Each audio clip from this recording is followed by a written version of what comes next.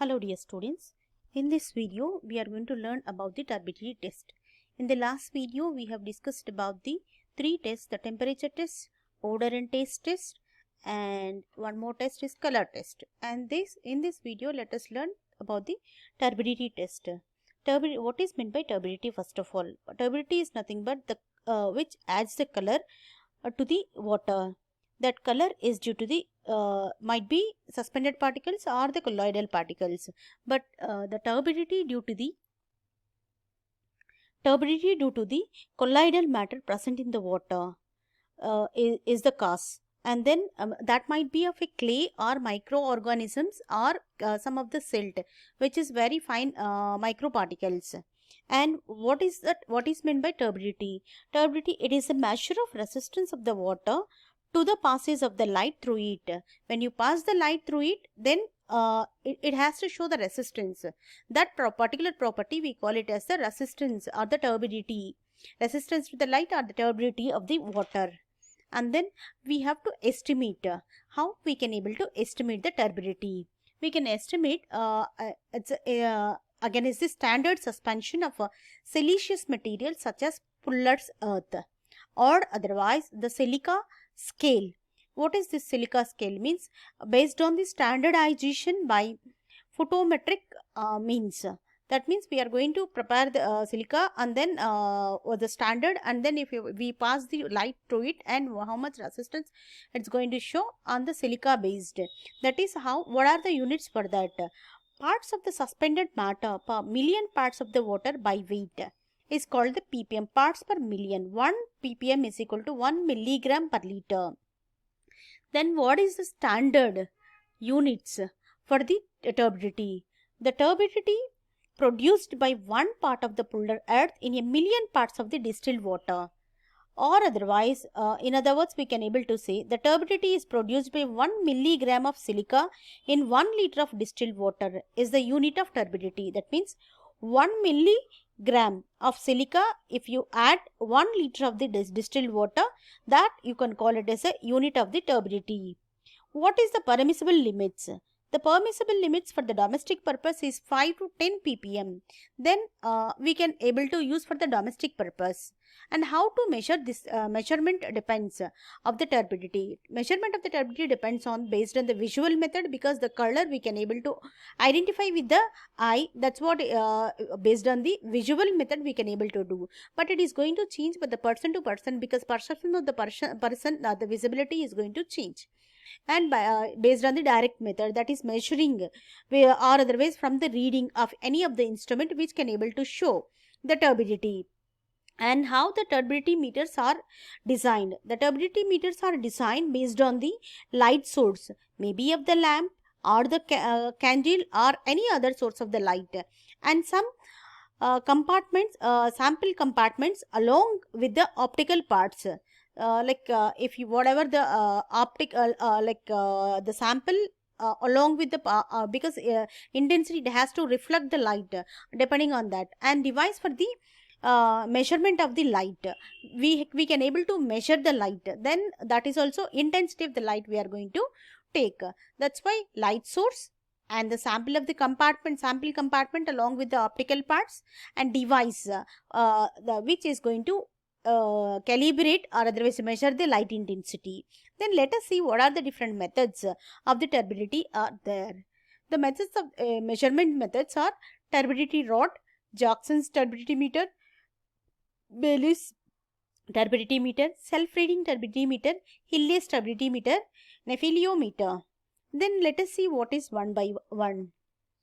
In turbidity meter, there are the measurement, the graduated scale, which has already shown here, the graduated scale, and aluminum rod and platinum needle at the bottom, and eye position is going to be there at the top, and this is a graduated tape, and it is going to have the platinum needle here, and we have to keep our eye here, and then we have to place the water in this, and then for which we have to find out the turbidity. So let us see how it is going to be. The turbidity rod is graduated with the aluminum rod, and one platinum needle, it's already fixed at the bottom or the lower end.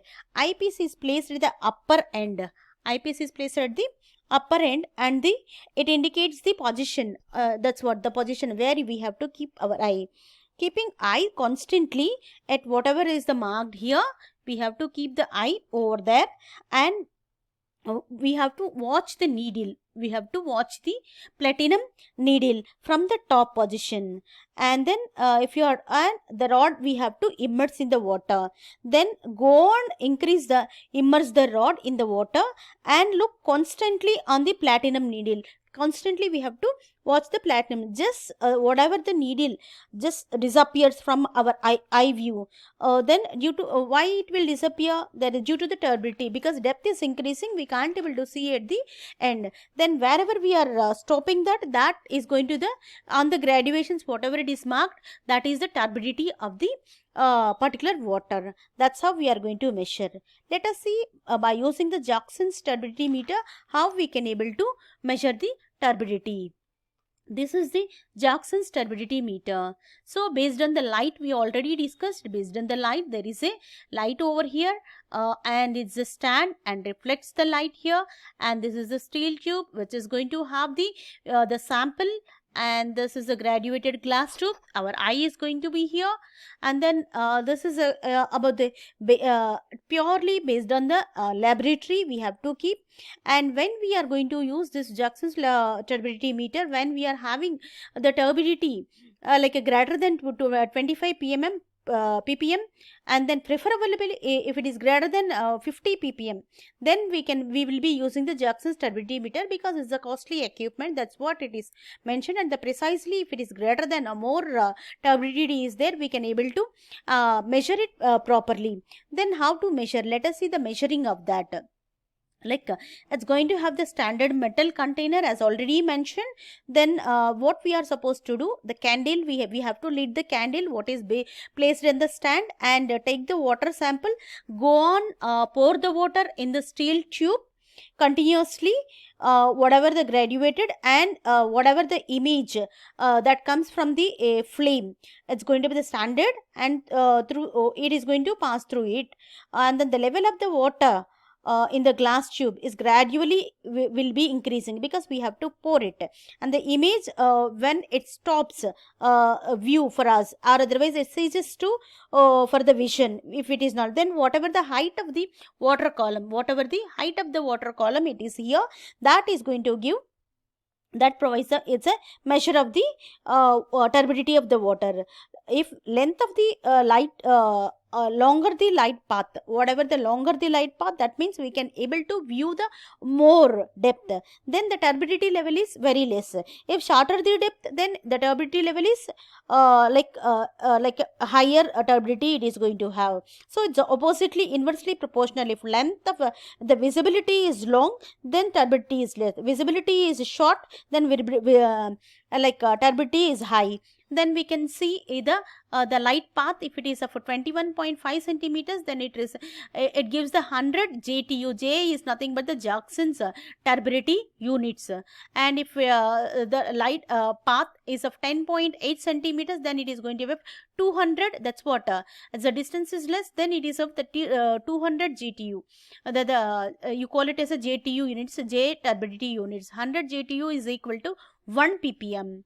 Then let us see about the Bailey's turbidity meter. Bailey's turbidity meter, it is going to, this is a cross section, it is going to have the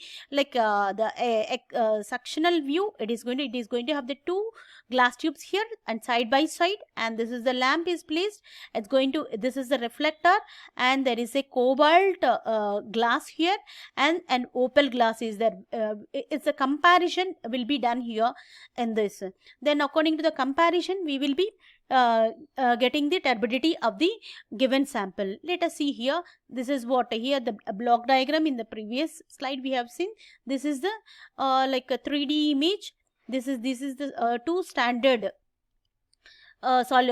tubes are there. One is going to be a water sample, and one is the standard, because we are going to compare with the testing. This is the testing sample, is the standard solution, and it is going to be beveled on the to bottom and firmly beveled on the holes and firmly fixed, and there is a light here, and this is the reflector, and here we are having the cobalt platinum and all sides of the tube. Bottom is going to already fixed with the opal glass, and then this is the setup we are going to have.